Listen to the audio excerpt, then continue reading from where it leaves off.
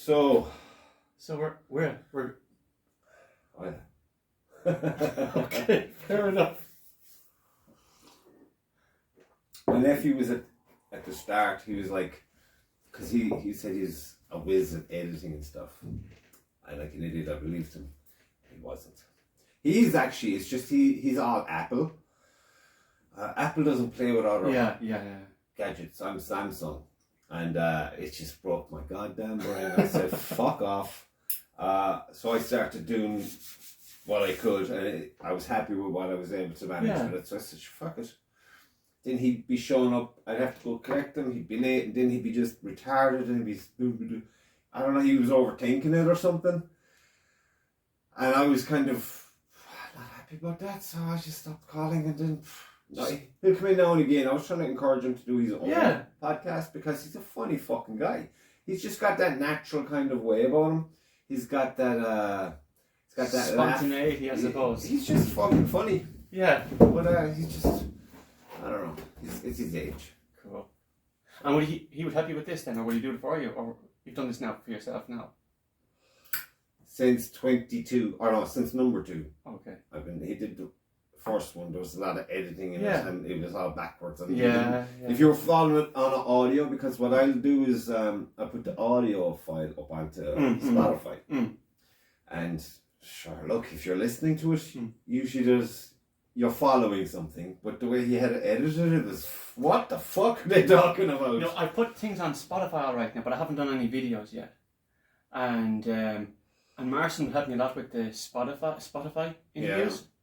And I've done a couple, and the last one I did was with Kerry Leonard.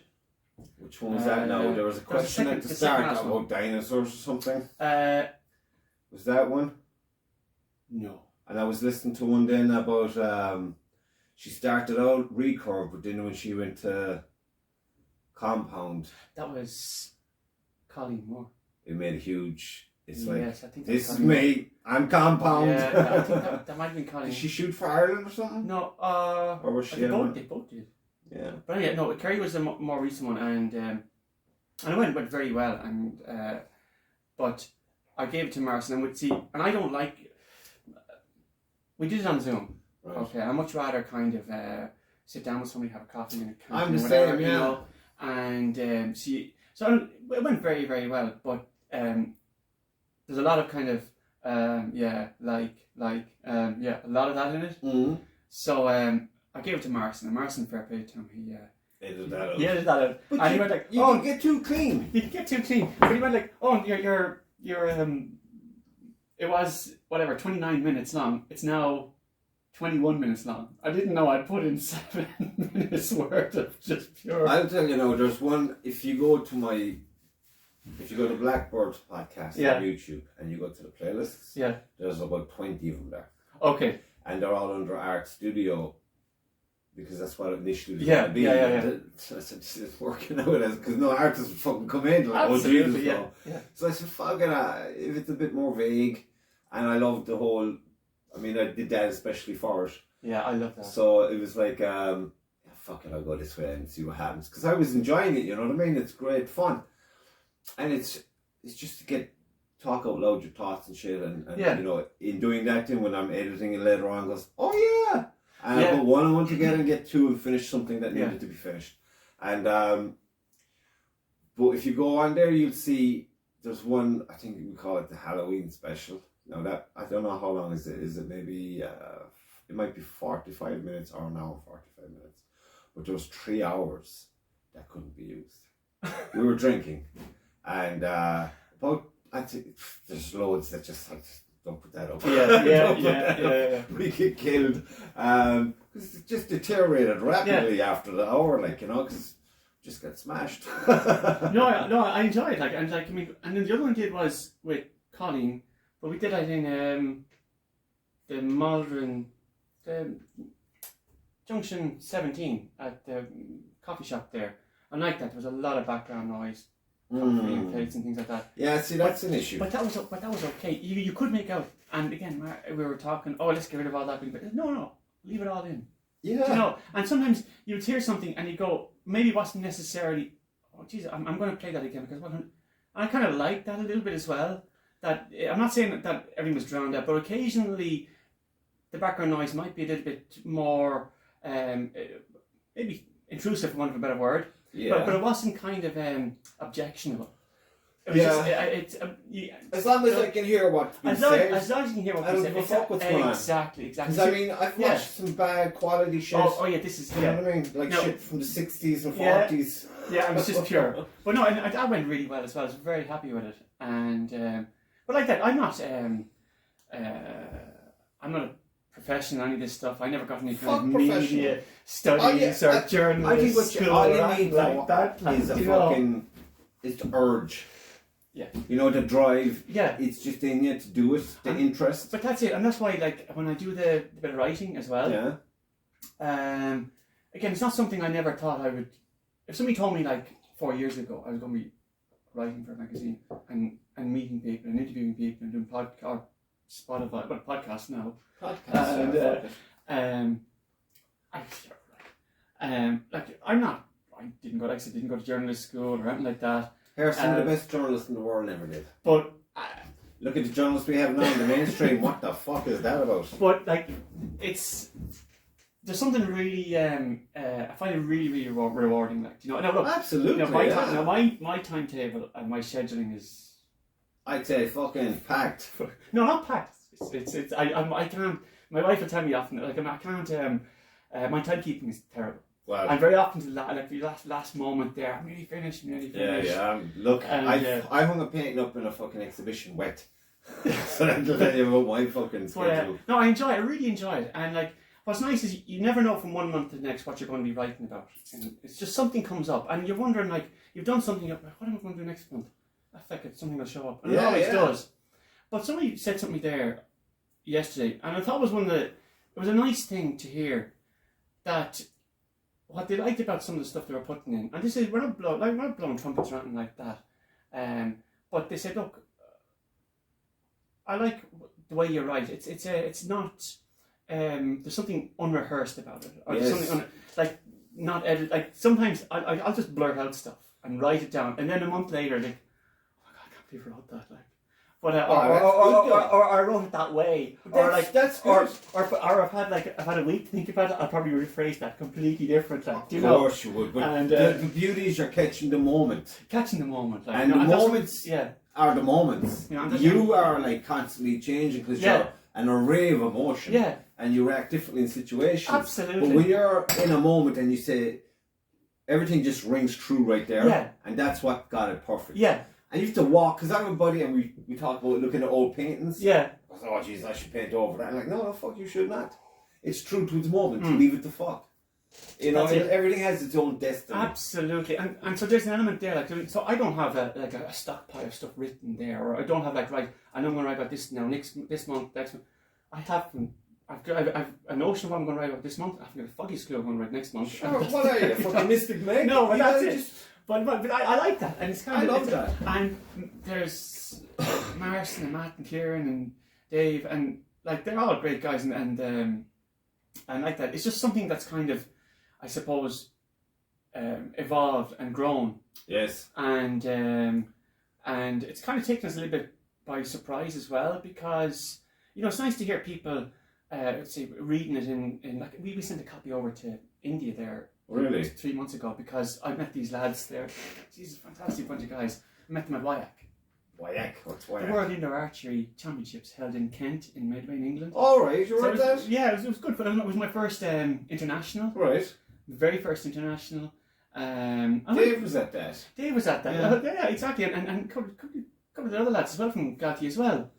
And there was Sean, I think, was there. Yeah. And it was good, but you know, the people you meet, and I was chatting with these guys, and took a picture of them, and they said they wanted to write a little piece as well, so they wrote their little piece. I put that in, and we posted it off to them, the magazine, like, so. It's little things like that, you know. It's But nice. About this magazine, I keep seeing this fucking thing on Facebook. Yeah. And I'm like, how the fuck do we get this magazine? Because I was like, it's not in the shop. It's not in the shop. And I think I saw it in a leash. That's the only time I think I've seen it on the table. On the table. We don't actually, we don't distribute them or anything like that, and Why not? because I'm not sure if the demand is there yet. But anyway, but look, it's a voluntary thing, like, and we're not out to kind of. And how many do you get printed? Maybe 200 or so. Okay, why don't you divide that into we'll say the clubs that you're more familiar with, and send X amount to each club. We could do, yeah, but it's just something that we're kind of like. It's a voluntary thing as well. Like, we're like barely recouping most of the costs. I mean, we end up footing some of the bill for the printing and things like that. But that's okay, because I mean, get the printers into archery. But to be fair now, we've got a really good guy now in Dublin who's helping us out a lot, and he's you know, and but it's as Marcin would say, it's kind of more of to use that overused word, organic. Vocation. But so as for distributing it, like we have a subscriber list, or people send us a text or messages and want to get a copy of that. That's no problem. And we've got the PDF copies then following on, and you know. So it's probably going to be a digital thing. At the moment, it already is. We have the PDF copies there. It's on the website, right? But we usually have a little bit of a delay on them just to get prioritise the printed ones, right? For a little while. And but it's nice. But what we'd really like though is for more and more people to write for it, not from a point of view of bulking it out, but just to hear people's individual perspectives and individual stories, their own personal journeys. Because every single maybe people are thinking it's formal or something in their heads. That's it. No, that's you got to break that barrier. Correct, absolutely. And I think there's an element of that, because when you say to people, "Oh, geez, what would I write about?" Like, and you're like, "Well, you know what? What about cartoons?" Matt's doing a Lego thing now. It's really cool. Andrew's doing the Archer's 20 questions. All right. Which is really good as well. But yeah, but you're right. You need to break that kind of formal kind of what would I write, but it's just let it write whatever you want, you know. And that's what I'm trying to kind of explore with it as well, because what I find with archery, unlike many other kind of things, and I'll go back to why I always call archery a pursuit as opposed to a sport. But I find every single person I've met in archery has entered into it for a completely different reason. Some are competitive, fair play to them. Others, it could be maybe they want to try something unusual. Others just want to do something with the kids, and it seems to be like a kind of a very inclusive family kind of thing. So everybody's got their own kind of motivations, and they change with time as well as somebody more gets into it. Like, for example, when I got into it, it was more something to do with my son, who wasn't really interested in soccer or GA or anything like that. And I just went along and saw them at St. Patrick's Day parade there some good few years back now. And I said, geez, that's interesting, sure, I might give that a go. And we went along, and as is the common story of many people, they did the course. Some people drop off, but some people stick with it.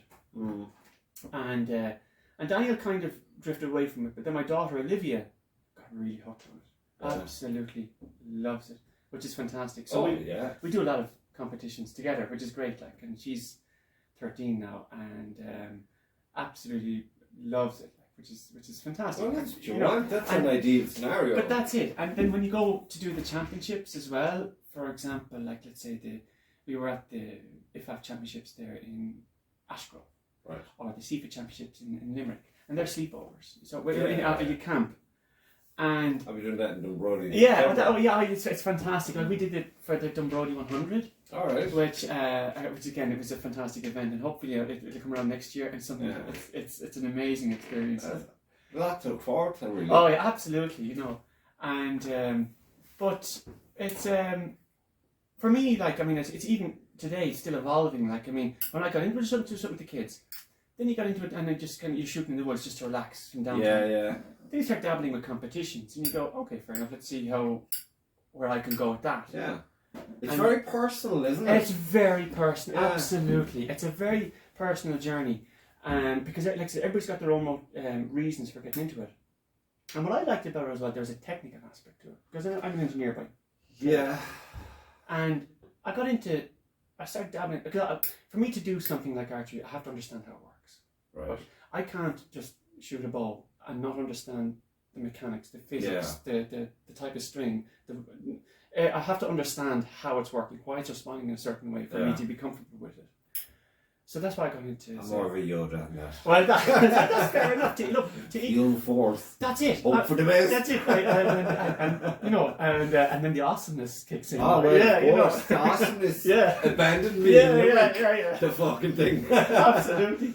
But then you get into string making, for example, and I'm big into strings. Okay, everybody knows that. I look forward to it. But it's just something you kind of start dabbling with. And then you make one, it's rubbish, and you make 20, and they're rubbish as well. But you stick with it. And eventually, that one was okay. And somebody asks, oh, Jesus, can you make me a string? I've stuck one broke, and the shop hasn't sent me one. There you go. Oh, that was a nice string. And then sometimes, and for every 10 you make, there might be 1 or 2 that mightn't be great. That's just luck of the draw. So you get into that. Yeah. And it's something I really, really, really enjoy. And something very, very satisfying about making something like that and giving it to somebody and to see it perform well. Yeah. From something that was a bundle of threads to have that so much, I suppose, energy and strength within it. Yeah. To take that and then to hear somebody come back to you and say, "Geez, I want another one. I broke 500 with that. Thanks very much." Well, and I'm not. It's not the string object. It's a whole combination of factors. But when you hear that coming back, it's like, that's nice, Yeah. And then you get into say, I do a thing called bare bow shooting again, which is a technique of using your arrow and your finger as effectively like a sight, where you do a thing called string walking. And you're moving your fingers up and down the string and adjusting the point of your arrow accordingly. So you're adjusting the angle of your bow. So because of that, every time you look down the arrow, you're looking at the target with the correct. The arrow is always on the target. And the adjustment is on here. Exactly. Whereas I'm kind of like, but that's maybe it's up there somewhere. Yeah, but that's it. And I like that because again, there's a certain element of kind of calculation and thinking about it and adjusting and all that kind of thing. And sometimes it might be off, maybe the tuning's off and the bow and different things. But I like that. Yeah. And so now I'm getting into compound. Not that I want to compete. Sure, yeah. Yes. And James Delaney and John Ryan are helping me a lot with it. And I have to say, guys, you've been very patient. Thank you so much.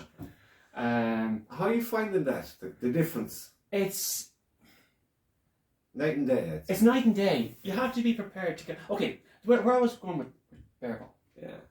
And I started competing with bare bow, and I reached a certain level of, if you like, competency. Right. Okay.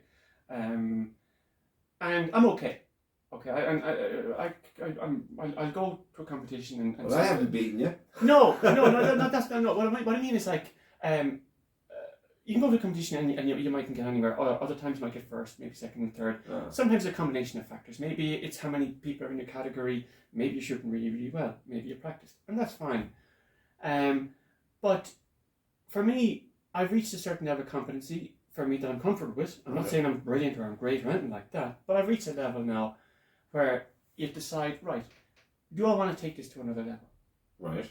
Do I want to bring my bare bow skill to, say, international world class competition level? Right. And, on the UKFAC stage or WIAC or IAC, whichever one is going around, and try and bring it to that level, whereby you could potentially train and practice for maybe getting the top 3. And fair play to people who do that. I absolutely respect for that, and I know firsthand the amount of work and sacrifice and perseverance that takes. Oh, absolutely. And so you decide, well, do I want to do that, or am I actually happy where I am, and would I explore something else? But you know what's good about it? You have the freedom. Let's say in an optimistic fashion. Yeah. You're going to have a long life. Okay. Yeah. The kids are all grown up in this. They're living their life. Yeah. And you said, I'm happy with that level. I'm going to experiment with this. Yeah. But 10 years down the line, 20 years down the line, you say, I think I'll bring that level up a gear now. Absolutely. I have the time and I still have the hunger. That's it. The interest. And then you could get it all in one. That's it. And absolutely. And you have that. And you have that choice. And you have that ability. And it depends on where you are in life. Like, exactly. You go, right, you know what? I'm doing other things now. I'm coaching, I'm string making, I'm tuning my bow. I've got a family, a job. Do you know what? I can't give what's required to pursuing this without all that being compromised, and that's fine. Some people are in a position, maybe personal situations, they're able to devote themselves to that, and you know what, fair play to them, and they work hard for it, and fair play to them. It does take discipline. It does take discipline, and it is a discipline. It is a discipline. And you see, maybe circumstances change down the road, and you go, do you know what? Now I'm going to go for it. Yeah. You know, I'm going to fucking go for it, and no one's going to stop me. I've everything that was. It's pretty much up to you at the end of the day. It's up to you at the end of the day, and then you look at your surroundings and go, yeah, okay, that's done, that's fixed. They're grown up. She's in college, the oil's changed in the car. I'm going to go for this, you know, and talk the wife into going as well, just for. Peace. Yeah, that's true as well. You'd be great, love. You should go. Yeah, moral support. Yeah, absolutely. Yeah, I'll help you. We can do this together. Yeah. You know? And go for it. But where I am now, I'm happy where I am with Barebow. Very happy with it. And so I'm going to focus on my other bits and pieces for the moment. Yeah. Who knows? Maybe in 2 or 3 years down the road, I might decide, right, you know what? Now I'm at a stage in life where I can that's see 2 or 3 years now going competing with the compound. Barebow, fuck Barebow, man. I got a compound. Yeah. Watch out, guys. Because I watched David, because it's where, I mean, we used to do archery. Our dad is a carpenter, like. And, I remember there was one summer where we go down the river with our dad, and I suppose he must have been in the doghouse if he'd mind us like that for a few days in a row. And he just took these branches off these trees and he made killer bows. Like, I mean, they were awesome. I think the guards came up at one stage about him. He made the bows and he made these cattle balls. Proper job, like. Yeah. We were fucking mental with him. And it's just like myself and Lucy did when we were living just outside from in Ireclash. It's like a little cottage, and then there was a big fucking plot of land, no good to nobody because of its location. But I thought, you know what? It's just in your head from that young age, I suppose. Yeah. So I said, fuck it, we'll get into archery. I'm getting into archery. Couldn't find a club for love of money. Absolutely, couldn't find anything, but we got the bows anyway. Yeah. And we were just shooting shit out in the garden, but getting fucking ripped. Archer's kiss. Oh my god, pummeled. Yeah. And then it was just like the kids came along, and that kind of got the bows weren't even unstrung. But it's funny you say that because I remember as a kid, I grew up in I'm from Dublin, so sorry. And that was perfect. Yeah. There's the door. Fucking foreigners. Yeah. No, blow-ins. Right. And I used to go. My dad used to. We used to walk past. We used to do a lot of walking, and there was a school nearby, St. Plunkett's School, secondary school, and there was an archery range there. I don't say they were archery Ireland because they used to shoot what they call the feta faces. They're the colour faces, yellow, red, and all that. And I remember as a kid, 7 or 8 years old, we'd stand there for like an hour just watching them. Mesmerised. Now, the other would often say, "Oh, Jesus, we have to get in there. We have to go in there." Yeah. But you know, that was back in whatever the seed was planted. The seed was planted, and that's and you know, things don't work, and other things take over. You never get into it, and you're wondering then after a while, and then years go by, and you go, "Ah, Jesus, it's a bit late now. I'm too old for this." Never too old. You're never too old, and that's one thing I like about it as well. You go there, and there's I know one chap. He's has his 4-year-old kid now. He's starting off. I know somebody in archery who's become a very good friend of mine, and they're in their 70s. Yeah. And you know what? They're out there, and fair play to them. And what about the lad who was he 60 something, and he won a fucking medal in the Olympics, and he went back then like maybe was it 4 or 8 years later, 70 something, and won another fucking medal. I think he won the gold at 70 something. Yeah. Oh, that's right. Yeah, your man. Yeah. Jesus. When I saw that, I was like, oh yeah, this is the way to go. Yeah. You don't have to be fucking Hercules. You don't have to be. Yeah. You don't have to be on stupid diets and all that crap. Yeah. That shit drives me insane. I'll dial right in on that shit, and then I'll be nuts. So it's not a case of like, oh, do you know what? Like I've hit 45, so my prime at this particular sport's past. So I'm going to focus on maybe writing or coaching or whatever. That's fine. But what I like about archery is you can just keep it on going. Yeah, you might adjust your bow strength or your style and things like that. but you just keep on going. Yeah, yeah. You know, and it's really that was something I never really kind of thought about, and nobody would. Like, you wouldn't think about that unless you actually see it. You know what's funny? You see these memes I share sometimes when I get them.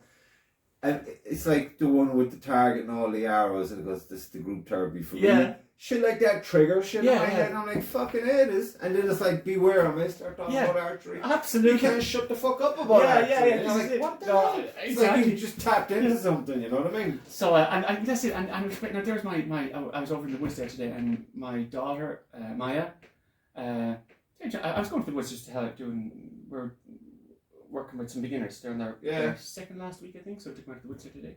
And during the week then, Maya, she's come from college. Oh, you know, she got me Papa, because my wife is Belgian. Yeah. So it's a Belgian thing, so that's fine. Don't call me Dad or you.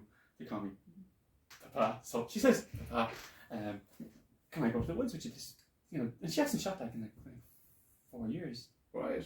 I said, yeah. But that was really cool, like, you know, she came up with the group and she did okay. And she said, oh yeah, if the next competition up is, can I go along with you?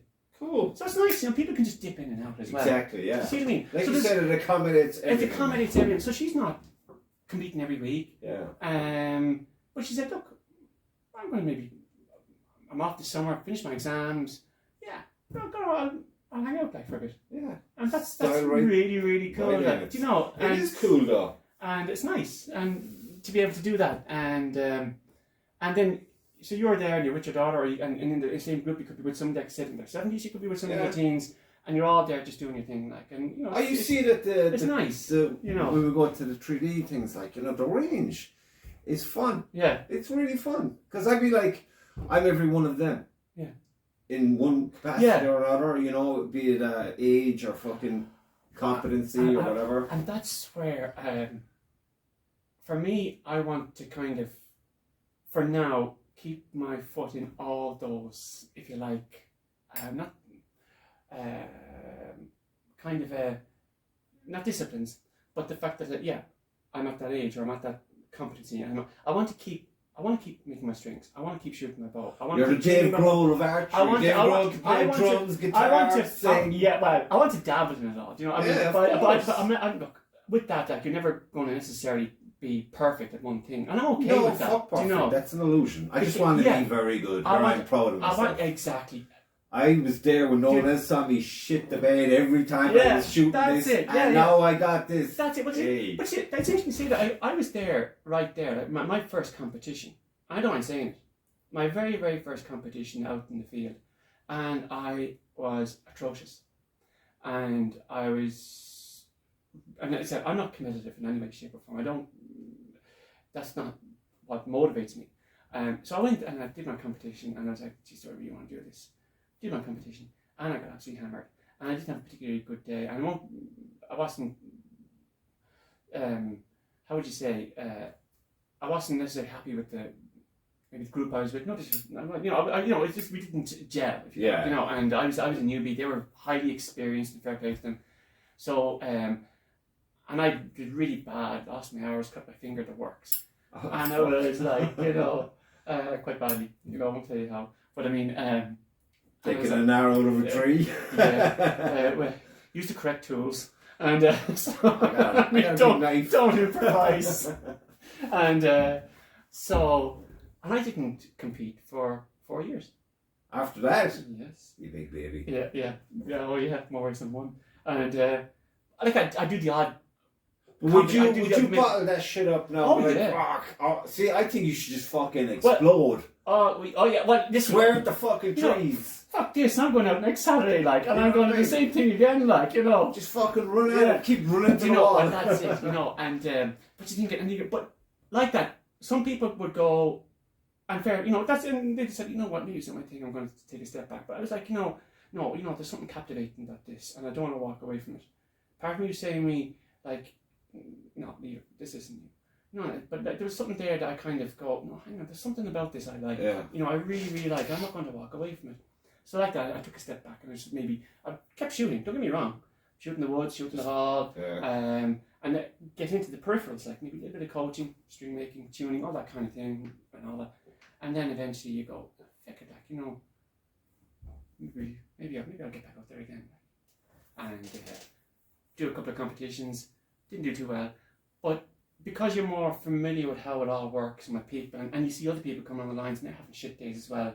Yeah, but maybe you take too much notice of too many voices in your head. Correct. That's it. You need to. I can easily just shut everything off. Doesn't make me any better. Because sometimes the only voice I hear is the one I don't want to fucking hear. That's it. Shut the fuck up. Absolutely.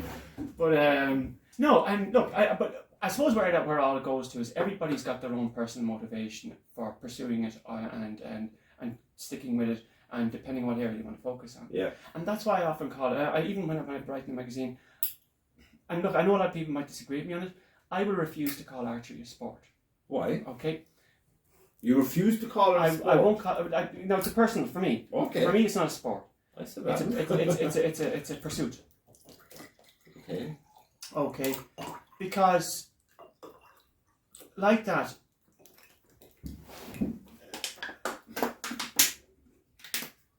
for me, if you call it as a sport, and look, and that's fine. I'm not out to kind of upset people or cause big massive. Shout it from the rooftop. You know, massive divisions and all that kind of stuff. It's my own personal thing, from my own personal experience and from the people I meet out there, because you see people out there and they are not motivated by, for example, say the records or the games or the medals. They're out there, and for them it's very much a social outlet. Okay, some of them are out there. They're out to try and maybe it's a personal best thing, so they want to see if they can perform a little better. Yeah. Others, they'll shoot, and if they have a good day, they're happy with that.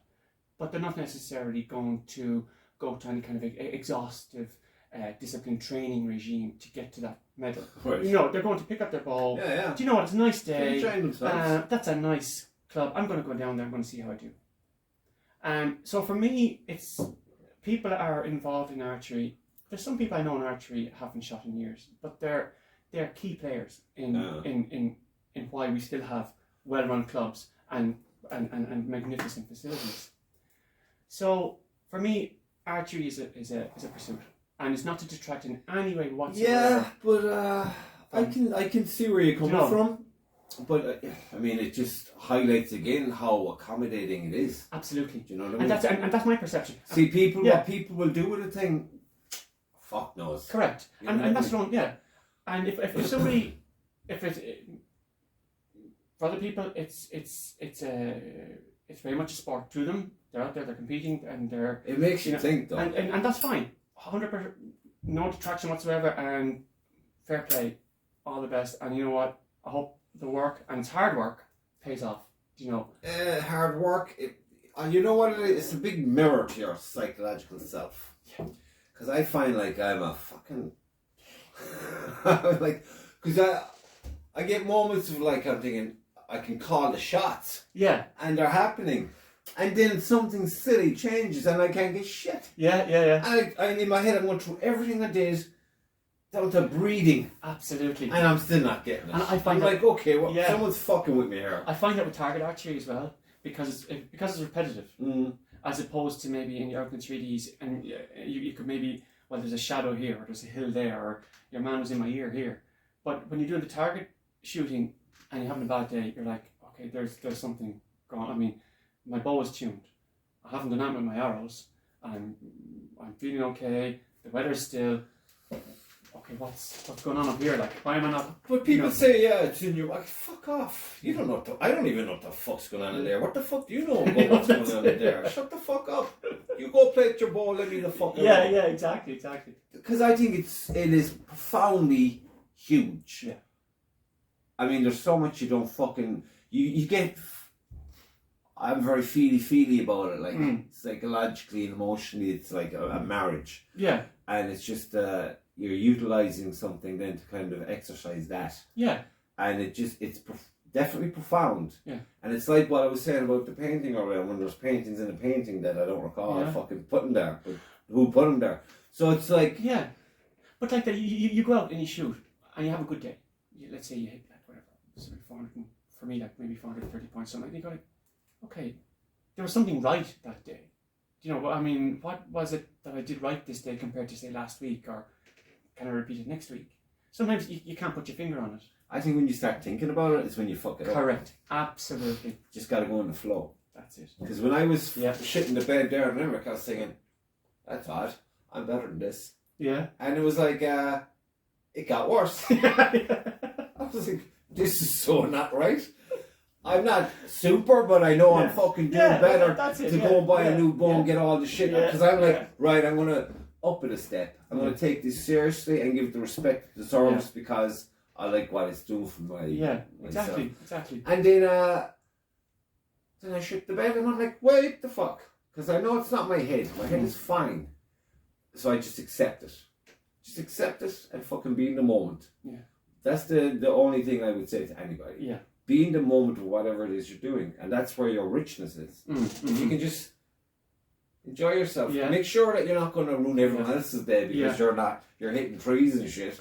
Do you know what I mean? What we do. Exactly. But just, because I fucking love it. The woods in Limerick are beautiful. They are. No, I was just taking photos of trees and shit. Yeah, Once I knew I was shitting the bed, well, I wasn't getting something out of the day. But no, I mean, I like that. I mean, you go to whether it's Limerick or Blackcastle or Wexford, there's beautiful places out there. We live in a gift of a country. Yeah, absolutely. And the quality range is fantastic as well. It's fucking really brilliant. nice. And it's fucking hard. And that drive up to it, we were out fantastic. there. We were out there a few nights. Was it a week ago or so? We went of an evening. Yeah. And you can see a fucking thing at around 9 o'clock. I lost an arrow. I killed an arrow. And was Dave shooting as well? No, it was myself, Keith Phelan, and Richie was there. Yeah. And Liam was there, and Paul was there, and Liam's little girl was there. We broke up into two groups, and some laugh. It was very enjoyable. It was just really lovely way to spend the day. And because my problem is when I get to the range now at this stage, I'm like, fuck, I want to be in the woods. Do you know what I mean? Because my in my head I'm thinking, okay, I need to improve on everything, but my biggest thing is distance, like gauging the distance for my gap, and that's like, you know, I'm trying to forget number. If you tell me what the distance, it doesn't mean shit to me. Yeah, it doesn't mean nothing's gonna compute. Yeah. I have to kind of. It's a visual thing for me. It's like when I'm painting. It's like, did you plan your painting? No, I showed up. That's the end of the plan, really. And I'm painting now, so it's like there's a conversation going on. Absolutely, yeah. And it's a silent, but at the same time there's a fucking symphony blasting. Yeah. And it's just I love it. I'm fucking hook, line and sinker, like. Yeah. No, but that's it. Like, I mean, it's funny how just like for me as well, it's just kind of like I said, if somebody told me like whatever so many years ago, like 6 or 7 years ago, that I'd be actually totally hooked on this. Yeah. I'd be like, I mean, of all things, and the things I'm doing, like there are 8 aspects to archery. Somebody told me like that. I mean, that's what I'd be doing. You know, yeah, right. Yeah, okay, fair enough. But no, I absolutely love it. Like, you know, and actually, it's been great for my little one Olivia as well. She's doing really well, thankfully. Well, she's a fucking dinger. That's the one up in Leash. That time, fucking dinger, man. I was like, the kid's beating me. What the fuck is going on here? But then my brother David keeps saying, we're not even end of the year. What are you thinking? You're going to get everything? I'm like, yeah. That's what I was actually thinking. I would get 90% of everything. And he's looking at me like I'm fucking deluded. You did well in Leash, though, in fairness. I did my whole. I had the 70 fucked me. I was like, there's a 70? Because I was like... 70 fucks everyone. The only time I even shot beyond the 20 was... the first competition I was in was Galty.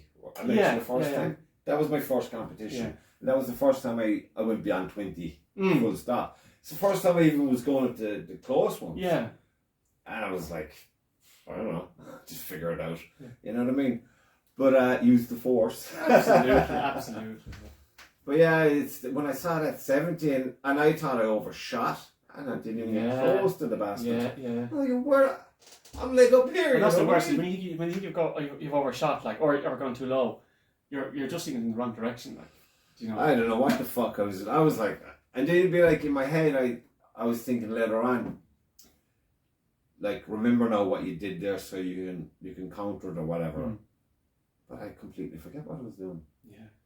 And that's fine by me. That's usually how I roll. And you keep notes of it as well, don't you? I have like reviews. Yeah. I have a little book inside there now. I even put my scorecards in there. I try to Yeah. get all my scorecards. Just a little thing so I can look back. Because I find myself, even though it's only a couple of pages, find myself looking at it and I'm But eventually you'll start to tweak your gaps, because I mean eventually it's time, isn't it? It's time as well. Because like I mean, when you consider like your shot cycle, there could be like 15 or 16 steps in your shot cycle from the moment you knock your arrow to follow through. There could just 15, 16 steps there, like, you know. And eventually when they all start to gel into kind of more of an instinctive kind of automatic thing. Yeah. Things like your gapping or whatever technique it is you're aiming, that becomes more your focal point. At the moment, there's a lot going on from when you come to the. Well, I'm such a fuckhead. I got this thing where I have. Olympic Dave was showing me how to work on my form. Yeah. And it just fucking everything he said just stuck, and I was like, splendid. So that's all I worked on, and my line was good and all this, and I was like, then I realized I wasn't pinching the shoulders as they say. Yeah. So now where I am is I'm between comfortable, where I'm getting there and it's consistent, or do I want that bit of power and pinch the shoulders? So now that fucks up my gap. It does, and that's where I'm trying to bridge that gap. Exactly, because the smallest little thing, half an inch extra draw, that changes the poundage on your bow, and all of a sudden your arrow's probably big higher time, man. Do you know? And I know, look, it's my own opinion. I mean, I'd often say to somebody, and maybe they're having a bad day or whatever, like, and they've only just started, and they've done the course and they have all the steps in their head, and they might come up to you halfway through, oh my god, look, everything's falling apart. What am I going to do? Just give me one piece of advice. Just keep going. I said, well, look, keep going. Don't walk away. And if you forget every other thing, just anchor. Remember your anchor point. Yes. Okay? I'm not saying depend on that like forevermore, but if you're at that space where you've forgotten everything about archery and you just want to see the day through, you want to stick it out, just remember your anchor point. Okay? I'm not saying it'll solve anything, but just remember. It gives you something to stand on. Just gives you something to stand on. I think it's very telling that everyone seems to think they know best. Yeah. Because they're missing the fact that it's such an individual thing. Absolutely. Do you know what I mean? Yeah. You could have a world champion tell you exactly how to do it, and you're like, I don't know. Yeah. But you find you grow into what you're going to be. Yeah. And regardless of what anyone says, it's like people will always give you advice, and it's always good to get advice and receive advice, but that doesn't mean you have to act on the advice. Because you weigh it up. Yeah. But there's always this fucking, I know, is it a clown comes out and says, fucks everything up, or is it just this feeling, this urge to say, no, this is the way it's going. And I usually trust that. Yeah. And I persevere, and then I get to where I want to go. Yeah. So that's what gives me kind of where I am right now, where I'm like between the pinch of the shoulders and the comfort parts, like, just keep fucking doing it. I mean, I got a new batch of arrows recently, and I'm already down to like 8. I killed 2, and there's just a few missing. So that's all part of the passage. Of course it is, but I was like, fuck the arrows, fire. Yeah. And I mean, we were in the woods that evening, and it was getting hard to see shit, and there was overgrown on some of the targets, and I was like, I have no business trying this shot. And I said, fuck it. I was the first up.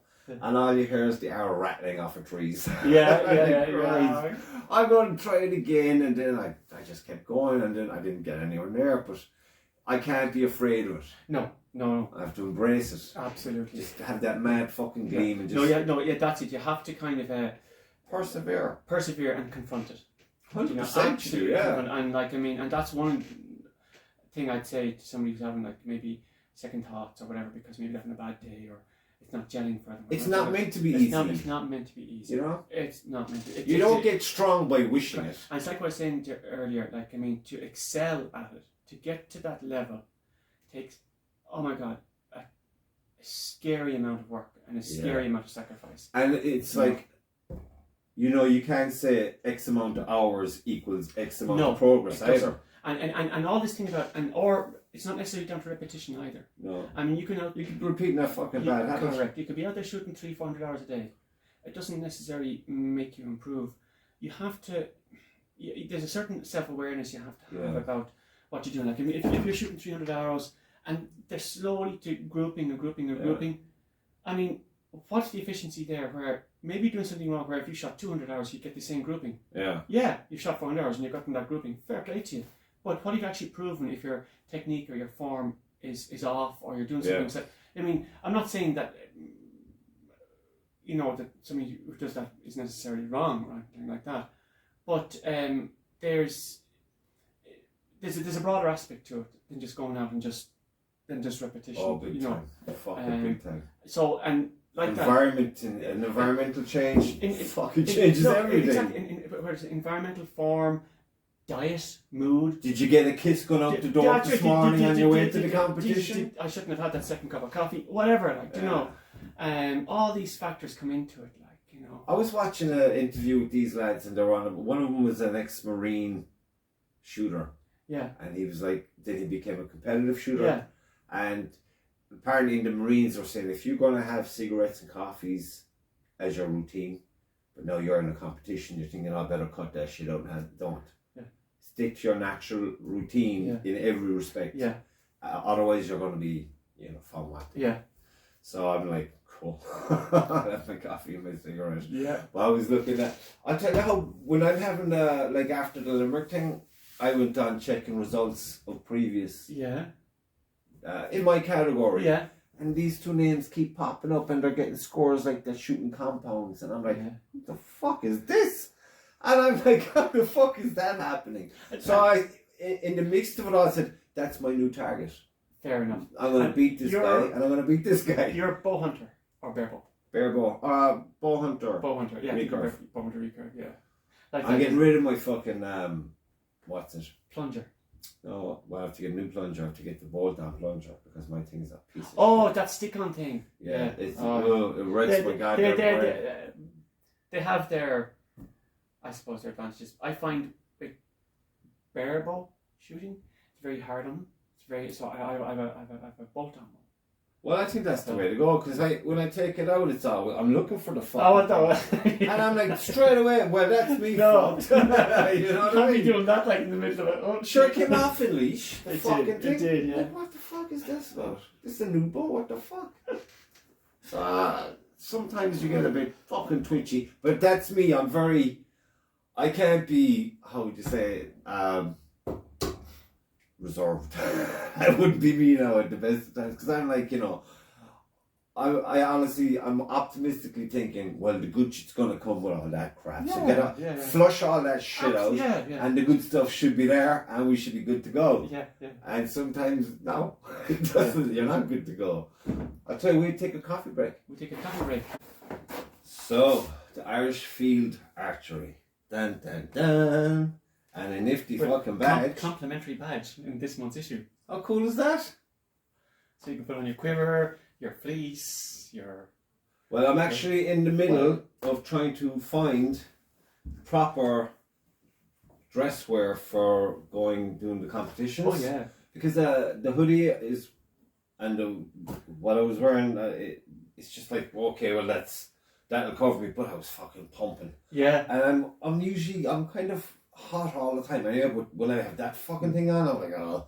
That's all part of the journey. You go exactly, so you figure it out. You figure it out, and you go, you first go out there, you're in jeans, and then you go, hang on, this isn't working, because I actually have to carry a lot of crap. So I wear work trousers or combats or whatever. Combats are the way to go. That's the way to go. I wear my Snickers. Yeah, and then they're light and all the rest of it. Yeah. And then a pair of work boots. 100%. You're in the woods, like. And a decent belt. I can't emphasize a belt. The amount of people go out with no belt and they have their quivers hanging off there. Yeah. It's just for their own I actually got a tummy ache off of mine the last time for some reason, but I was looking at the old water skins. Oh yeah. I'm gonna get me one of them, one that you can just put over the shoulder. Yeah. Because I know water with me, and I didn't want to be carrying a fucking plastic bottle around in the woods. It's just like, fuck that. But so I was just thinking, a water skin would be perfect. Yeah. And Dave was like, if you want to get one of them, you gotta get a real one, a leather one, because it's gonna be shit otherwise. So I was looking online; they're fucking very reasonable. Yeah. So I'm ordering one of them now as well. And I was going to get the club jersey, but I've got issues with the colours. There's a lot of orange in them.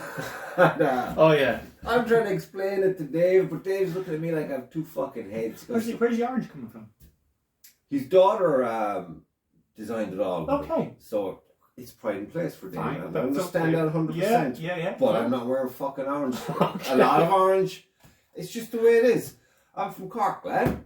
So, but I saw the Irish jersey that David got, and it's like a polo shirt. Yeah. And I'm like, what's it like when you're in the woods? Are you too cool or too hard or whatever? Too polyester, you know. And he said, no, he said it's perfect.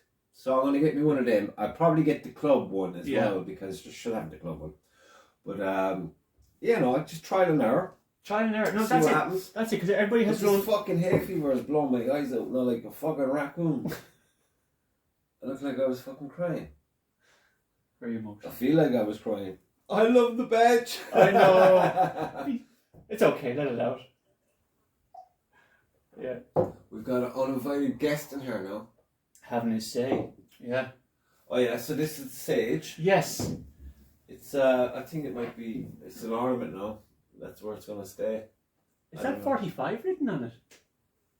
62, 45? 62, 45, yeah. Wow. It's ridiculous. Sounds alright. But it's a beautiful looking bow. Yeah. It is, they're really nice. I really like it. But I don't know, I think I'll probably get new I could probably get new limbs. Of course you can, because you bolt them on and off. I know it's something to look into later on. Absolutely. At the moment I just want to get it done with the bow I have. Mm-hmm. Yeah, they're click-ons, the one that I have now. Click-on. Yeah. You can get trad bows with a click-in as well. Really? Yeah. My daughter Olivia shoots one. And it's handy because, especially at that age, as they're growing, you can get stronger limbs. Yeah. Or higher pounding without necessarily having to go for a whole other. Well, I don't know. I think my bow is 32 pounds. 32 pounds isn't that? There's nothing wrong with 32 pounds. But I'm comfortable with it, you know what I mean? But that's it. If you're comfortable, I can get to 60. I was shooting today with somebody who was shooting a 28-pound bow. Yeah. And they were getting to 60 yards. Exactly. Okay. And they were comfortable. Yeah. Okay, they were relaxed. It's about I don't want to fuck up my shoulders, right? Exactly. And if you're getting that distance and you're comfortable with it, nice and relaxed, why feel under an obligation to increase your and injure yourself? And injure yourself, or even just tire yourself out. Like, I mean, maybe you're getting there, but like you're just not comfortable, and you only have, I'm going to release. You might want to release. You just want to settle in. Each their own. Fair enough. I mean that's fine. Well, I've a lot to be done yet on my form anyway. Yeah, so well, that's it. So there's no. I'm in no position to be fucking around with the there's bow. no. The bow is fine. Yeah. And it's not too far. I think the other bow I have in the sitting room is like a 34 maybe. Yeah. So I actually went down because on Dave was talking crazy, like going into 20 something, and I'm like, fuck right off, because I was using a bow. Because my bow inside is strong. It's very strong. It is very strong. See, but I got used to it. You can get used to it. And see, you can be lucky as well. I mean, this, again, you're shooting an ILF bow, so they're clip-on limbs. And you could be shooting, as you say, 32 pounds. But what I found was with experimenting with different limbs. 36 is the Polaris. 36. The one I'm using, the blue one is a different one. That's 30, whatever I said, 32 I think. Yeah, 32. That's the one I'm using now. But the one I had started with was the 30. But even that, I find, even with different limbs, and you get limbs in different materials. Some are fiberglass, others are wood, others are carbon foam, and some are a layer or a combination of materials as well. And I find that even though you might be shooting a 32-pound bow, depending on the limb, some limbs are faster than others by the nature of the material and the composition. So again, it's a trial and error thing. You experiment with different equipment. Yeah. That maybe necessarily higher poundage is not necessarily the way to go. The way to go. I mean, it could be a combination of form and maybe some slight changes to your equipment. Well, the difference now in the bow that I've been that you've seen me use compared to the one I had when I started. The one I had when I started would be closer to this. It has a nice big timber fucking thing. And but funnily enough, the one I have now seems lighter. You know, and it just feels, I don't know, it's not, I can just do more here. Yeah. As in do fuck all there, which is perfect. But it could be you. You could be just loosening up. Could be that too. You know, and I've noticed that as well. Again, when you're coaching with people, and they first pick up a bow, even the light poundage club bows, even though they have the strength, there's a certain constriction. Yeah. There, and that's fine. It's a mental thing. It's mostly a mental thing, and the more they do it, you can actually see week on week the expansion happening. Like, and you can see that, and by that nature in itself, because you're getting that expansion, you're drawing it back further. So there's an extra 5 or 6 pounds going to be delivered. So it could be that you're just kind of loosening up. You're utilizing and developing muscles that have never ever been used. I felt this. You know, you feel tweaks and groans and creaks and twinges going like snaps. What is that? Like, you know. But that's all part of it, like, you know, and it's a very interesting... But it's like the bow's all well and good. That's now obviously there's yourself, but then you've the bow, then you've the string, then you've the arrows, and everything needs to have 100% review.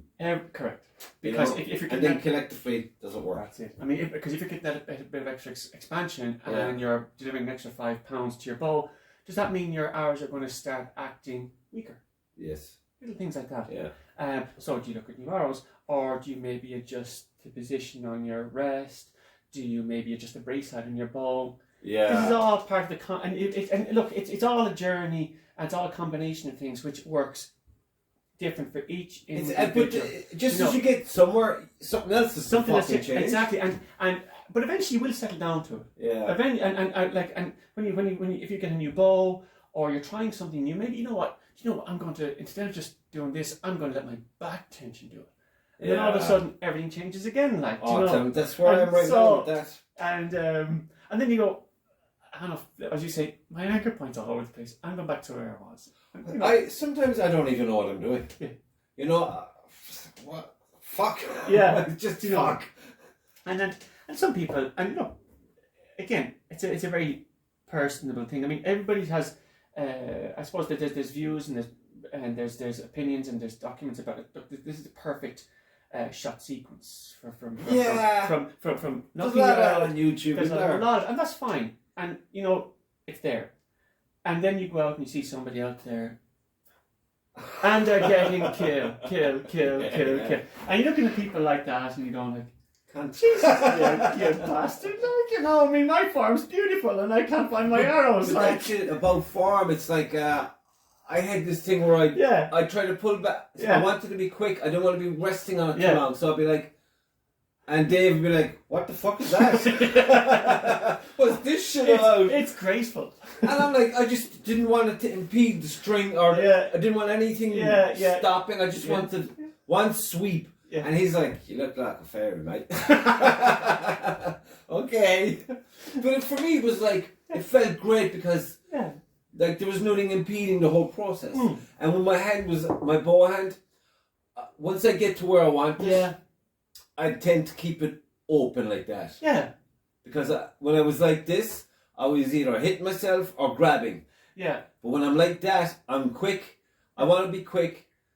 Because the quicker, in my mind, once I have all this shit done, brought it up, because, I mean, there's months of work going into just doing that. Oh, yeah. And then once I'm happy with that, I'm like, open the hand and then bang. But I'm happy, and all of this, I feel like there's like 15, 16 steps, I suppose, and maybe more, depending on how much you want to break it down. For the back engineer. Yeah. Get there and figure it out. Well, when that starts becoming more instinctive and habitual, then you start, like I said earlier, we start focusing on little things like aiming and gapping and things like that. But all of those stuff has to kind of settle down into its routine, I'd say I'd be the worst fucker for a coach. As in, I wouldn't do it to a coach to take one on just yet. I'd wait till I get my, I'd say I just wreck their fucking head. Because I listen to me. Because I know I can be, I can be my own worst enemy. Because it's just, I don't know, there's something I can't ignore. The thing about coaching is well and good, but an individual has to want to be coached. Yes, well. I think that's it. Very, when I get to it, I know I want coaching, but I know I'm not ready for it. And when I was doing my own coaching course, and it's one of the most important pieces of advice is that, fair play, Colleen, I'm going to give you that one, fair play, you're right. someone has to approach you as well. Do you know? And look, I'm stuck, or I want some help. Yeah. You know what? It's like quitting smoking. Quitting smoking. Do you know what? I've gotten this far, or there's this little technique that's still my fucking head in, or whatever. Can you give me perspective? Can you give me perspective, or can you help me, or can you do this? And so you can be the best coach in the world, but the person, the archer, has to want it, or need it, or request it, or seek it. Yeah. Do you know? 100%. Absolutely. You gotta ask for the help. You have to ask for that. So, like, yeah, you can go through your training and get to the point. Maybe you get to the point where I'm shooting okay, but I know there's something off. Okay, now I'm going to try and because you're too close to some. Yeah, exactly. And you know, and that could take a week. It could take 2 years. But you get to the point. You know what? I'm okay, but I know it could be better, and I'm pretty sure there's this, and this that's off, or I need to work, or I need to improve. And I'm going to, I'm going to go seek out someone, and I'm going to ask them for a bit of help, and hopefully it works. Yeah, it's I don't know. It's like in my head. Again, it's different for everybody how they'll approach it. It's different, yeah. Because sometimes I can hear myself. I remember at the start when I'd be going over to the club, like on the drive from here to there. Yeah. The shit I'd be telling myself. Yeah. You shut the fuck up. You just focus on this. Do this. Don't talk to nobody. You're there to shoot. It's not a picnic. And then the other voice is saying, like, good luck with that. And it's like, I was pretty disciplined. Yeah. I'd say that I thought I was a fucking weirdo, I'd say, because I was just going on like a fucking... But then it's like once I got through I burst through a ceiling, and I'm on a new plateau now to travel through. Yeah. And then I went, right, now I can relax a bit. Yeah. Because I found my feet in a sense, and I'm comfortable enough now to go and talk to these people and have the laugh. Yeah. And then it's like, it's like you have to accommodate. It's a fucking... There's loads of people there. You can't be a prick. You gotta enjoy it. Like. But exactly. And then when you go and approach someone, you have certain things already addressed. Yes. That you're not going back. Look, I know how to do this. I know how to get from set to set up and draw an anchor or follow through. But you know what? There's somewhere in there that's I'm having difficulty with. I was doing my head in. I'm okay with the other steps. And by all means, look at them and if there's something I missed there, fine. But you know what? There's an area here which I think is just, I'm struggling with that. Yeah. And like I said, it can take you a week or it can take you years to get to that realization, or even just to necessarily want it. Well, I'd say I'm fucked because, see, I was always doing drawings and sketches, and then I went into paintings, and I was always just figuring it out myself. And if someone would come along and say, "Oh, that's lovely, but you should try this," I'd be like, "Who the fuck are you talking about? What the fuck do you know? Fuck off." And it'd be like in my head, it's like I'm so close to figuring something out. Yeah. And if I try someone else's way, I always would say, I don't want to be a boy band. I want to be a rock band. And why I say that is a boy band is like, it's fucking mass-produced bullshit. Yeah. Whereas a rock band is just a natural fucking thing coming out of the earth and fucking owning shit. And that's what I imagined it to be, and that's how it felt.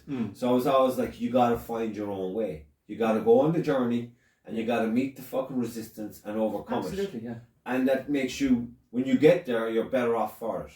And it's like, they might say, so explain that to me. What?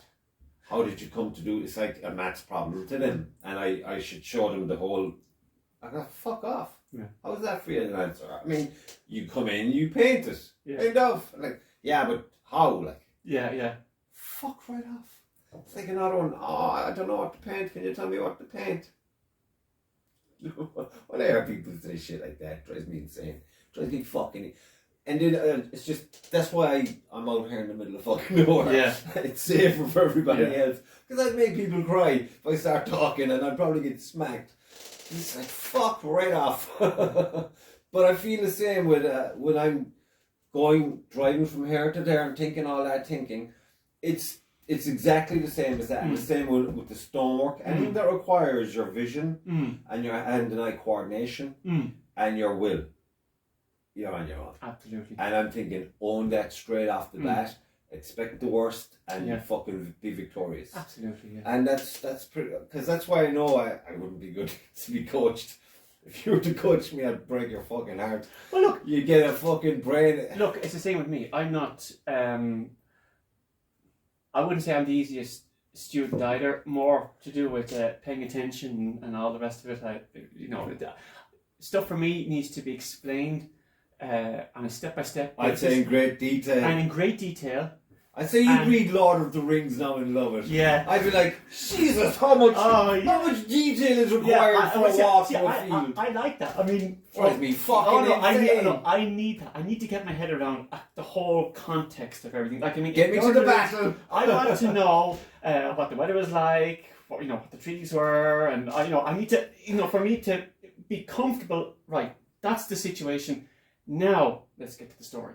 Yeah, I need to. It's like when you look at an army, isn't it? Yeah. You've got different soldiers for different aspects of the war. Yeah, exactly. And they're all naturally. And you're right. And some people look. I want to get straight to the zone. I want to get straight to the punchline. Tell me the story. I want to get that. But for me, no. I can't get comfortable with it. I won't focus on it. It'll be lost on me. I need to understand the peripherals, like with archery. Like, I mean, for me, I can't shoot. I can't shoot without understanding the mechanics. Right.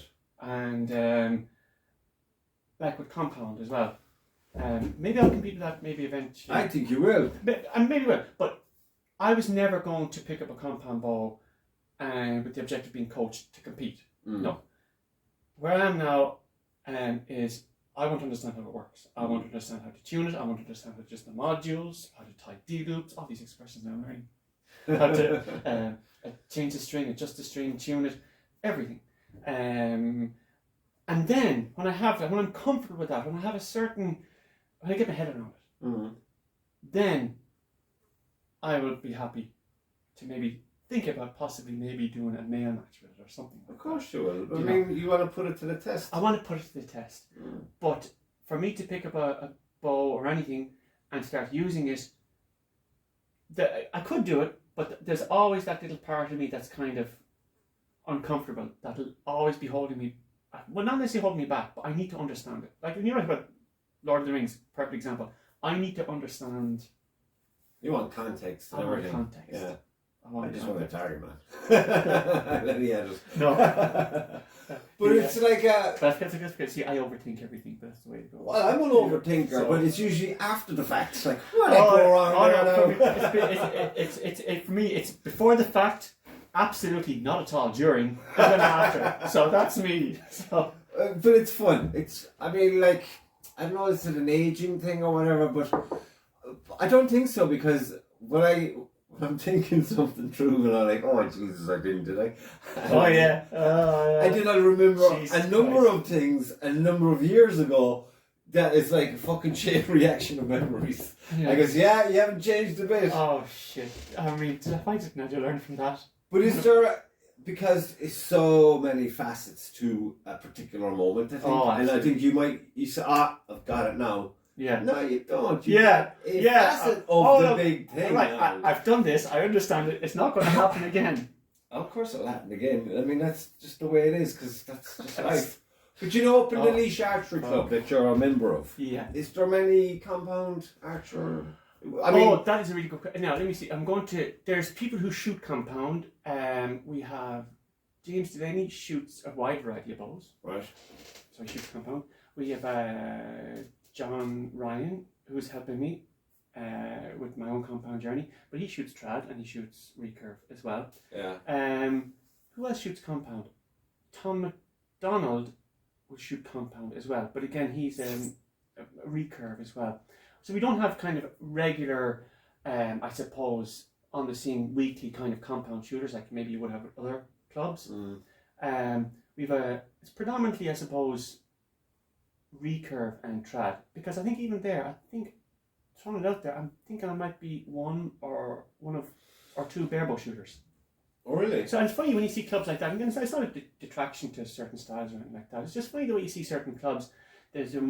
Some have more trad shooters, some have more compound shooters, some have got a massive mixture of the whole lot. Yeah.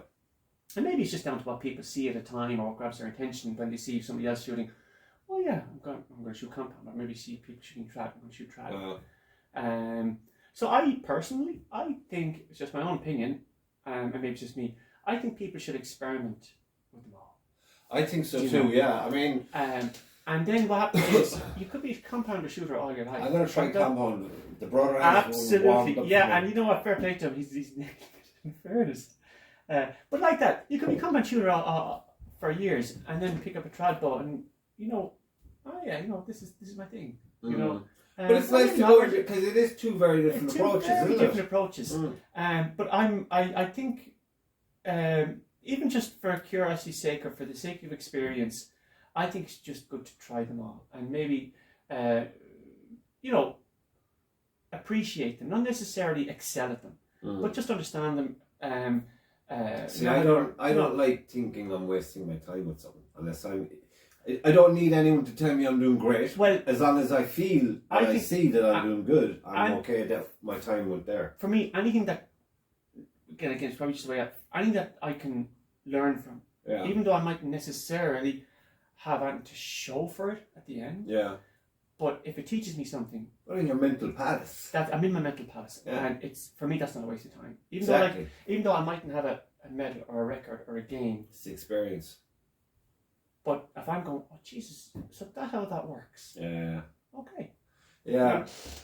That's kind of how I felt. I mean, coming home from competitions, I'm just fucking glowing. Like, yeah, like that was fucking awesome. But that's brilliant. Like, no, that yeah, awesome. You know what I mean? It's just awesome. Yeah. And no, and but that's the good. And what makes it, what I think the perseverance part of a competition is like to roll with it as well. You're going to have good days, but you're going to have shit days as well. Yeah. But you roll with them both. Yeah. Do you know what I mean? Now, some people get to the point where they reach that level of, say, skill or expertise where they go to a competition and they have they're consistently good. They just are. Fair play to them. I will be, yeah. So I'm not. I like to put it out there. Yeah. In my head, it's like, well, I said it, now I have to do it. Yeah. No, I couldn't put myself under that pressure. No. That's not pressure. No. Like, you're being lazy. Get up and do it. I have a lazy streak. My ambition in life is to live lazy. But it's not going to happen. I'm all for. Somebody said to me, it's in work, I did something, and you go like, so that's a really lazy approach there. And I said, one person's lazy way is another person's enlightened. Yes, exactly. So, also for another one, if you want to know how to get something done fast, ask a lazy person. Yeah, well that's it. Like, and they'll show you very quickly. Yeah, so I mean, I did the lazy stuff. What? That's a criticism. For me, whatever, because see, I don't see people as like, this is so and so and this is blah blah blah, because alright, that's who they are when you met them first. Yeah. But I mean, they fluctuate. Everybody, look, that's it, and you have to many faces, and you have to accommodate that to a certain extent and roll with it and learn from it. And, we know nothing.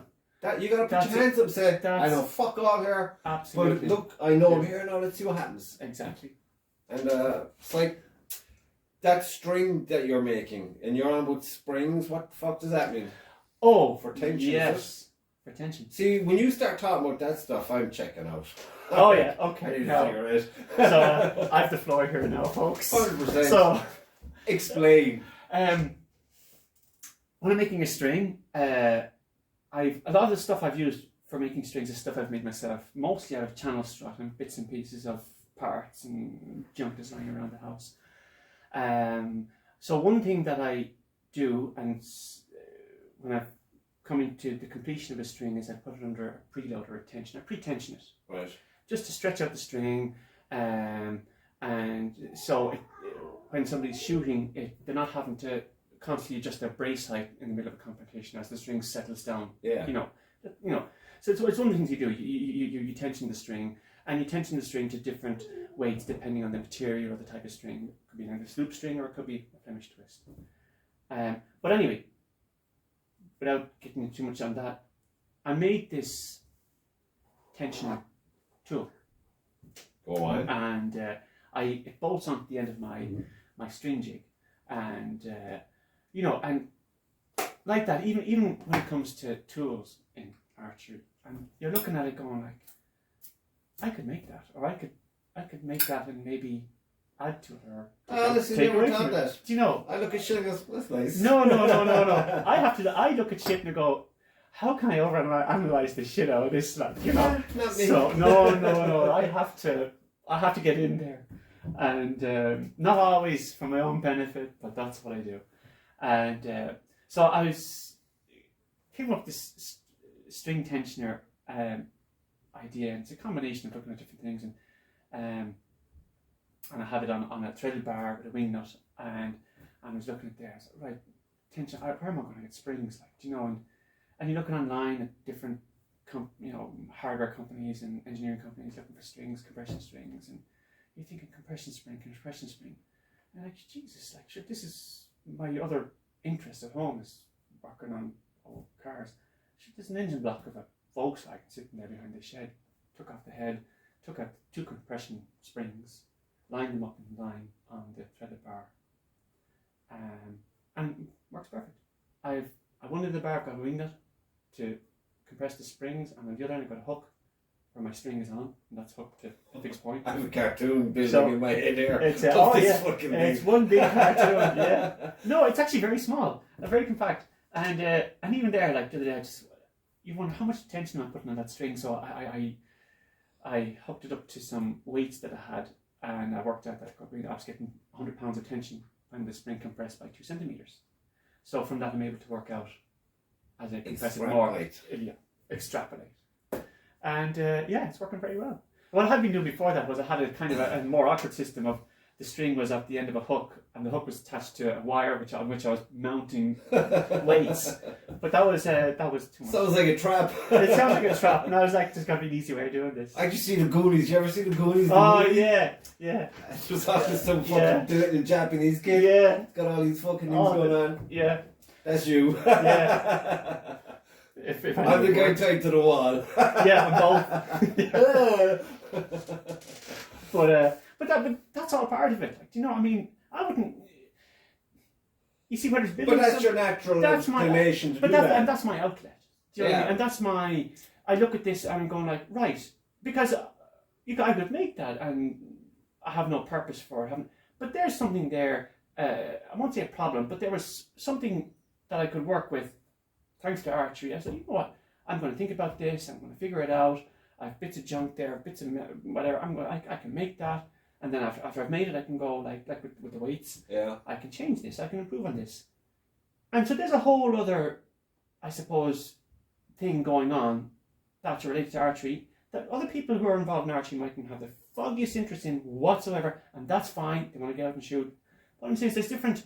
It could bleed in, though. They could bleed in, but there's different outlets for so many persuasions and so many interests and so many, and that's what I love about it. I mean, one person is there and they're getting their nutrition and their psychology down to a T so they can perform at the next. Yeah. Well, fair play to them. Somebody else is in his garage dismantling the engine block of a Volkswagen because he's got some idea of tensioning a string. It's all archery related. Yeah. And it's and depending on where your emphasis lies, that's what I really like about it is those different outlets, whether it's in a big way or a small way. Maybe you want to dabble in the whole lot. And it's a lot to dabble in. It's a lot to dabble in, and that's what I like about it. You know? Do you know Jake Kaminsky? Yes, yeah. Dude, I was Lucy last time she was with the kids. I was I ended up having a few drinks. I cooked myself a nice dinner. I was having a few drinks, and then I was on YouTube. I was watching all his videos. Yeah. And I had a few too many drinks, and I wanted to buy a book on the recurve bow. His whole thing about recurve bow. I ended up buying the wrong book by him. It's a little book on fucking like diet and training for an Olympic archer. Okay, yeah. No, but do you want this? I don't do diet. I have Figueres. I'll dive into something. Yeah. And I like say, but it's more about maximising my effort for my working day. Of course, yeah. More for like, because around 3 or 4 o'clock, my brain's like, get the fuck, I'm on her. So my training now is I'm gonna have a cup of coffee, and then I'll go back at it for an hour. Yeah. But there were times there I was trying everything. I was having these big smoothies on my way to work, and I was like, after eating then your lunch, you're too bloated to move. Yeah, So I stopped having lunches, and then I'd be fucking. You know what I mean? So it's like, you know, you're like overthink. When I start overthinking shit, it's not good. No, it's just go with the flow. That's where I'm at my best, in my opinion. At anything, I just go with the flow. And just don't fucking think, whatever you do. I'm more of a war wizard, like, you know? Yeah. Just react. But, yeah, that book was a bit of a disappointment. I opened it, what the fuck is this now? And what book were you after? Something to do with the bow. To talk about the bow and tuning the bow and all of that jazz. I know nothing about nothing. Yeah. I know nothing about nothing. But I thought it'd be an interesting read, because usually when something gets my attention, I dive right in. Yeah. And I want to know everything I can about it. Yeah. And dismiss it all, but the essence of it will stay with me. Of course, yeah. And that, I have no interest in that. Because, I mean, this, for example, like, my new thing at the moment is fucking, you know, white pudding. Yum, yum. Oh, yeah. Dude, I eat a whole fucking white pudding for breakfast. Not a bother. But I can't have anyone cook it. I have to cook it. I like to have a little bit of a crunch in it. Yeah. You know, it's maybe 4 eggs, fried eggs with it. Yummy. But because the body needs it for the work I'll be doing. Yeah. I mean, I've no interest in being fit and all that crap, because it's like, I've yet to meet a fit person who's not hurting somewhere. You know what I mean? They're always in pain. Or missing out on something. So it's like, fuck that. Those days are long gone. And they were short-lived when they were there in the first place. But go kayaking now and again, you know. Get to go through the woods with the bow. Brilliant. And fucking... I've enough of my plate now to be not worried about my fucking diet. So I know people who lived perfect lives and they were short. And it wasn't due because they were too adventurous or anything. It was just like, oh yeah, you're great, whatever, had this thing and you got it and now you're dead. But they were perfectly fine. They were drinking, smoking, they were swearing. So fucking what? Just do what you're going to do. Then you'll have people who are fucking riddled with something. It's like, you don't know how lucky you are. All right, yeah, but I still have thoughts to carry around you don't want to know about. Okay, no violent. But I'm really, I don't know where I'm going to put this guy. Yeah. No, it's a little thing that we put, and like saying the magazine as well. So what's the deal with the magazine? How do I get a physical copy every month? Is it once a month? You can. Let me see. I should know this off by heart. Sorry, Marcin. There's a. Oh, hang on. On the back of it there. There wasn't the back of it. There we are. All right. Your printed magazine subscription. And there is Gino looking at it with great approval. I retweeted that the other day. Marcin had that picture there, and I said, "Do you know, Marcin? I mean, that's a nice picture, but it could be just like, you know, looking at the farm." And he's saying, "You know what? We go with that." And we're like, "It's good." Oh yeah, fair enough. But Valley Bowman, strongly recommended visit. Very nice place. Yeah, I'm going to try to hit all of them. You have to. It's just like, I mean, you know, when did I start this jazz? I mean, when I started, it was July last year. Middle of, I think it was around 20-something of July. Yeah. And I mean, we didn't have the course done, so we couldn't go into competitions and shit. But David got into one there just before Christmas. I think up in Laois, actually. Was there one before Christmas? There was. Was there one before Christmas? I don't know. There was one early in the year anyway. No, it was after Christmas. We had 3D anyway. Well, he went. I think it was Laois he went. He was telling me how great it was. Yeah. And then he was telling me like we were. I might have missed something, but I got it corrected, and I got signed up on everything, and everything was sorted. And then I was waiting on the ball. I got the ball, and then it was like the club were having a thing, and I wanted to go, but I couldn't because my thing wasn't sorted out. Then it got sorted out, then I went. But you did the 3D part in Laois, didn't you? You did the 1 hour round. No. So you just defeated a hunter. Yeah. So the 3D part is really nice, and the other half of the woods. Well, I don't know why wasn't I there? Because we did the 1 hour one in the evening, so people already had done the feed and hunter, and then we did the 3D one in the evening for those who were still around who wanted to do it. Because the only thing I did was the one I was going around with yourself from there. That's right, yeah. And then there was one, I think it was on... Dave was there the day Saturday before. Yeah, on the Saturday afternoon then, we did, around say 3-4 o'clock, then we did the 3D one. Yeah, David was saying that it was like, even though it's only up the road, it would be better if there was like, you know, if you could camp overnight or some shit. It would. Because forget getting hotels and But shit. that's the funny thing about, I mean, and I'm going to go out on a limb here, I don't think there's a single official camping site in Laois. I can't name one offhand. There's a couple of glamping sites, but there's no, I think we're very tight in the ground for camping sites. And normally that's not necessarily a problem because, I mean, some of the farmers might let you use a field, but they were all planted at the moment as well. Would work really well. It would, yeah. I mean, I don't think Galtee have that issue. That's it now. It is what it is. There's no one coming in taking trees or anything like but that. You've got a lot of room up there behind where you did the metal presentations, that kind of stony area. Yeah. There's a lot of room there. Like. I was thinking, like, I mean, obviously you're constantly looking for new things to happen for the club to make the club more, give it more exposure, get more people involved in the sport or the discipline, and the pursuit. It's like with Dunbrody now in September. It's a 2-day event, and for me, I'm thinking that's a bit of a fucking drive. I'm not going to be going there and coming home and then going there again.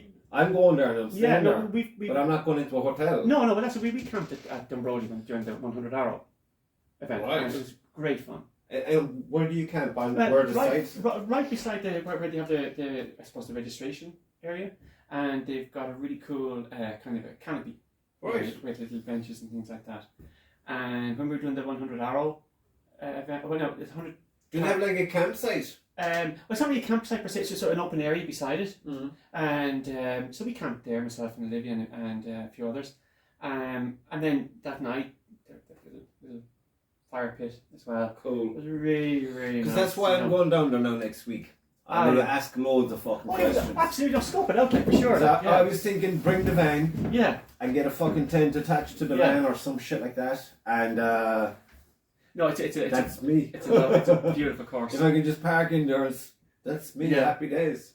Because if that can't happen, I'm not going fuck. I'm not into that travelling. I hate travelling. I like going places or arriving in places. Yeah. But I don't. Oh no, the championships are good fun as well. Like so, and again they're 2-day events. Yeah. So you're going to have the IFAF championships coming up. You have the SIFA ones coming up. I'll be doing them. I'm doing the AI Open Championships.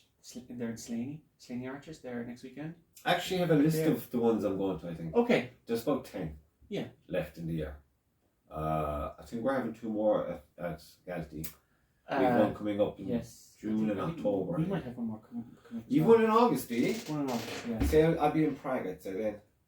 But I think you've one after that again. We might do, because I think the allocation, I think was 4 competitions per club. Alright, and there'll be a cancellation, I suppose. Yeah. Yeah. But I think we got a cancellation. That's why we have an order. Yeah. Well, we've 2 more coming up. Yeah. And like I said,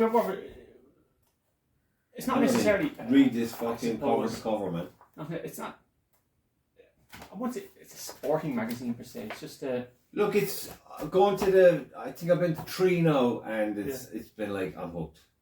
It's just everything about it, every aspect of it. But that's it. It's there's a whole. And there's still loads to fucking to figure, like, you know. I'm looking forward to every. And like I said, some people like one particular aspect of it. Others, the whole broad spectrum of it. Yeah. And but take your pick. It's like a buffet. Take what you want. Take your pick, and if that's your comfort, go for it. Like, you know, that's what I like about it. I'm happy to do it, and I'm just. It's like when I got the kayaks and we went down the river from Mayan. I'm like to David, why the fuck did we not do this before? You know what I mean? So okay, we sign off. We have another coffee. Another coffee.